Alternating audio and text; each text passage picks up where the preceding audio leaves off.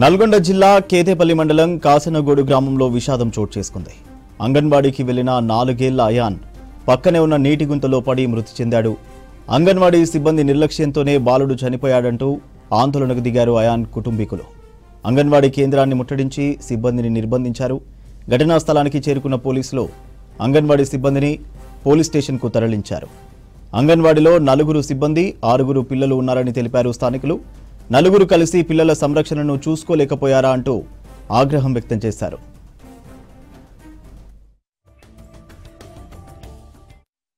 కనీసం చచ్చిపోయింది, ఇట్లా పోయిండు, అట్లా పోయిండు ఏది చెప్పలేదు సార్.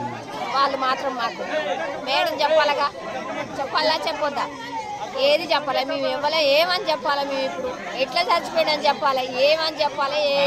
ఇన్ఫర్మేషన్ అస్సలు తీసుకోవట్లేరు పోలీసు వాళ్ళు. అస్సలు మేము అడుగుతామని అడగనేకుంటే మమ్మల్ని మేము ఏడగొడతామో అని మమ్మల్ని అడగనేకుంటే వాళ్ళ దగ్గర అసలు ఇన్ఫర్మేషన్ తీసుకోవట్లేదు. ఇప్పుడు మా తమ్మితో ముగ్గురు పిల్లలకు అట్నే న్యాయం చేస్తే ఈ ఊరు ఎట్లా ఉంటుంది, పిల్లలు ఎట్లా పడిపోతారు.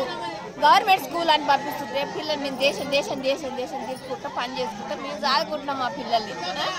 వీళ్ళు ఇట్లా చేస్తే మేమేమైపోవాలి. 4 మేడాలు ఉన్నారు, స్టూడెంట్స్ 7 ఉన్నారు. 4 పిల్లలు వచ్చేది, స్టూడెంట్స్ 7కి 4 మేడాలు అవసరం. 4 మేడాలు 7 స్టూడెంట్స్ చూసుకోలేకపోతే బాధ్యత లేదా? బాధ్యత లేకుంటుంటే మేము చదివించుకోం, మీ పిల్లలు మీరు తీసుకుపోరంటే మా ఇళ్ళలో మేము ఉంచుకుంటాం సార్. తీసుకుపోయి పొట్టన పెట్టి ఇలా మేము కడుపు కోతతో నేర్చుకుంటే ఉండాలా మేము. వాళ్ళు ఏది ఇస్తారు, వాళ్ళని తీసుకొచ్చి పట్టిస్తారా, వాళ్ళు అన్నం తిన్నారా, అసలు ఏది చెప్పలేదు సార్. మాకు ఏది చెప్పలేదు. తీసుకొచ్చిండ్రే ఓచుతుంటా కానీ అన్నమే వెళ్తుంది, చేయి అడిగేది లేదా. ఏం చెప్పిర్రు అడుగుదామంటే వాళ్ళు అడగనిస్తలేరు మమ్మల్ని.